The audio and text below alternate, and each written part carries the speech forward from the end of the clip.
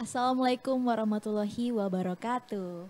Waalaikumsalam Waalaikumsalam warahmatullahi. warahmatullahi wabarakatuh. Apa kabarnya nih semua pemirsa PTV yang ada di rumah? Semoga semuanya sehat selalu ya. Bersama kami nih balik lagi dengan kami bersama Fajar Berkah. Pasti berkah. Bersama saya Sukma Rosalina. Saya Cintika Aprilia Anissa. Saya Rosarizma Galika. Dan di tengah-tengah kita nih sudah ada Ustadz Eri Abdurrahim. Apa kabarnya Pak Ustadz? Alhamdulillah, Alhamdulillah baik ya. Nah, tema hari ini kita mau bahas tentang apa nih? Perbucinan teh. Perbucinan. Iya. Apa ya? Apa itu perbucinan? Kan kita sekarang lagi banyak banget ya Ustadz yang musim banget orang pacaran gitu ya.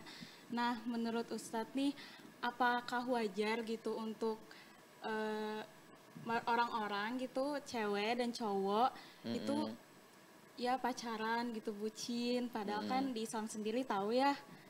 Menurut Ustadz sendiri itu gimana Ustadz? Iya. Bismillah, alhamdulillah. Jadi dalam Islam itu ada pacaran, jadi diperbolehkan. Tapi dengan catatan sudah menikah gitu. Jadi kalau pacaran sebelum menikah itu adalah sesuatu yang diharamkan dalam Islam. Allah Subhanahu wa taala berfirman dalam Al-Qur'an wala taqrabuz zina, janganlah kamu dekati zina gitu ya. Jadi pacaran ini adalah sesuatu yang akan mendekati ke sana. Ujung-ujungnya adalah agar syaitan itu bisa membujuk layu kita sehingga kemudian kita melakukan perbuatan yang Allah haramkan yaitu zina. Maka tidak ada cinta percintaan sebelum menikah. Kalau kita mau mencintai maka cintailah suami kita. Itulah cinta yang sebenarnya. Kalau kita mencintai orang yang belum halal dengan kita itu namanya nafsu, ya. Dan itu adalah bisikan syaitan. Dan hari ini memang syaitan itu pandai. Makanya ketika anak Adam itu menikah ya, melakukan akad nikah, ijab qabul itu. Iblis itu menangis. Kenapa menangis? Karena pintu ruang mereka untuk menggoda anak Adam sehingga mereka terjumus kepada perzinaan itu sudah ditutup, ya. Dan kita harus ketahui sebagai orang yang beriman ya, tentu ini dengan ilmu ya. Untuk bagaimana kita bisa menahan hawa nafsu kita untuk tidak pacaran ini, itu tentu dengan ilmu. Kalau kita nggak tahu ilmunya, maka kita anggap itu sesuatu yang biasa gitu ya. Kalau kita nggak tahu ilmunya, maka kita anggap pacaran itu ada pacaran yang syar'i, pacaran syar'i gitu ya. Padahal dalam Islam itu tidak ada pacaran syar'i. Betul. Pacaran syar'i itu apa? Kalau pacaran syar'i itu chattingannya mengingatkan waktu sholat Ustaz. Ya. Gimana udah sholat belum kamu? Gimana sholat tahajud belum gitu ya. Mengingatkan sesuatu yang seolah-olah baik padahal di balik semua itu ada syaitan. Makanya Rasulullah SAW mengatakan kalau ada satu pasangan laki-laki dan perempuan maka yang ketiga syaitan. Ya, dan syaitan itu akan membujuk rayu agar kemudian dua orang ini akhirnya melakukan perbuatan haram, dosa besar yaitu zina. Seperti itu. Nah, Pak Ustadz, kan tema hari ini kan ketika manusia jatuh cinta nih Pak Ustadz ya. Ada nggak sih Pak Ustadz orang yang membuat jatuh cinta itu menggunakan sihir pelet seperti itu Pak Ustadz? Ya, jadi kebanyakan akhirnya kan ya banyak ya. Ada sihir yang disebut dengan sihir mahabbah. Sihir mahabbah itu adalah sihir cinta. Kalau bahasa kita dukun cinta ditolak dukun bertindak kan gitu. Jadi lamarannya atau cintanya tembakannya tidak diterima, akhirnya kemudian datang ke dukun, kemudian minta agar dukun itu mengirimkan jin masuk ke dalam tubuh korbannya sehingga korbannya itu jatuh cinta dan itu menjadi cinta mati. Jadi bucin ya. Jadi buta cinta. Sehingga kemudian yang ada di otaknya hanya orang yang dia cintain. Gitu ya. Dia akan membenci segalanya, apapun perbuatan-perbuatan yang dibenci sama orang yang dia cintai, dia sayangi. Tapi yang jadi masalah percintaannya itu tidak pada tempatnya, bukan pada tempat yang halal, tapi justru itu akan menyerempet atau membuka pintu ruang syaitan untuk menggodanya melakukan sesuatu yang Allah haramkan. Jadi ada memang sihir yang disebut dengan sihir mahabbah, sihir cinta atau sihir pengasih yang dibuat oleh tukang sihir sehingga korbannya itu jatuh cinta dan jadi cinta mati. Ya, sehingga akalnya itu sudah tidak bisa lagi rasional, melakukan tindakan-tindakan yang di luar akal manusia lagi sudah. Ya, karena saking jatuh cintanya. Oh seperti itu ya Pak Ustadz. Tapi kalau ngomongin soal sihir mahaba itu sudah ada dari zaman kapan sih Pak Ustadz? Apakah sudah dari zaman Nabi?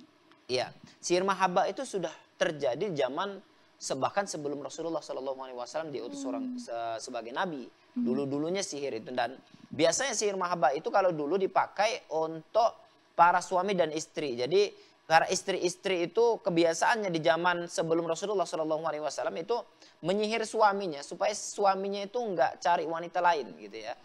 Agar kemudian orang yang paling dia cintai hanya istrinya itu saja.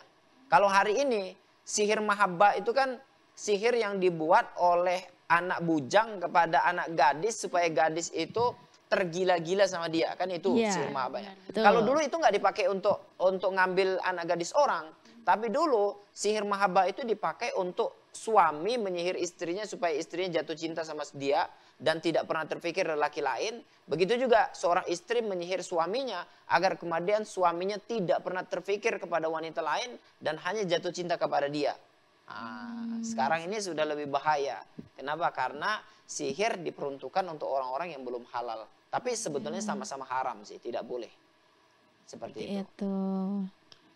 Berarti nih Pak Ustadz, apakah pelet ini termasuk syirik Pak Ustadz? Iya, sihir itu syirik karena dia meminta kepada setan, bukan minta kepada Allah Subhanahu wa taala. Makanya kalau kita kan sebetulnya kalau umat Islam berdoa sama Allah, ya Allah, jika aku harus jatuh cinta, maka jatuhkanlah, ya pilihlah orang yang aku cintai adalah orang yang mencintaimu ya Allah. Sehingga kemudian cinta ini menjadi abadi. Jika aku membenci, maka jatuhkanlah kebencian hatiku kepada orang yang membencimu ya Allah. Tidak yang engkau benci ya Allah. Sehingga kebencian ini memang kebencian yang ada pada tempatnya. Seperti itu. Walaupun jatuh cinta itu kan wajar. Iya. Kenapa? Karena kita manusia. Ya. Cuman kita akan terkontrol dengan iman. Sehingga kemudian jatuh cinta itu tidak menjerumuskan kita kepada sesuatu yang Allah haramkan. Wajarlah ada wanita yang mencintai seorang pemuda yang tampan, yang pintar, yang cerdas. Tapi kan tidak harus kemudian dia menyampaikan aku mencintaimu, mau nggak jadi pacarku. Nah kan nggak harus gitu. Mencintai itu wajar, tapi tidak harus memiliki. Kenapa? Karena kita memang manusia yang punya kebencian, punya kecintaan. Makanya para ulama mengatakan, cintailah orang yang engkau cintai sekedarnya saja. Karena bisa jadi orang yang engkau cintai hari ini menjadi orang yang paling engkau benci di kemudian hari. Bencilah orang yang paling engkau benci ya sewajarnya saja. Karena bisa jadi orang yang paling engkau benci saat ini ke depan esok akan menjadi orang yang paling kamu cintain. Ya, dalam Al-Qur'an dalam percintaan ini diceritakan juga. Gitu ya. Sebuah barometer kalau kita harus jatuh cinta, cintanya kepada siapa? Dalam Al-Quran disebutkan al-akhillau yauma idzin ba'duhum li ba'din aduwwun illal muttaqun, ya. Orang yang saling jatuh mencintai, orang yang saling cinta mencintai nanti di akhirat akan menjadi musuh kecuali kecintaannya karena ketakwaan kepada Allah. Jadi kalau kita cintanya karena ketakwaan kepada Allah, wajar kan kita mencintai seorang pemuda yang tampan, yang punya kerjaan, yang cerdas gitu ya. Tapi kalau cinta kita karena ketakwaan kepada Allah, bukan kemudian mendorong kita untuk pacaran sama dia. Tapi justru kita bisa menawarkan diri untuk halal sama dia, itu boleh. Mau nggak jadi suami aku? Nah, aku nggak mau pacaran, tapi kalau kamu mau silakan datang ke bapakku, lamar, aku siap menikah samamu. Boleh. Boleh nggak perempuan melamar lelaki, menawarkan diri? Boleh. Boleh. Ya, sekarang media banyak, bisa pakai media-media sosial gitu. Tapi ingat ya, catatannya bukan untuk pacaran, tapi memang untuk menikah. Karena menikah itu halal dan proses menuju halal itu semuanya berpahala kalau karena Allah. Jadi Masya Allah ya. Ustadz, kembali lagi nih ke sihir pelet gitu. Iya.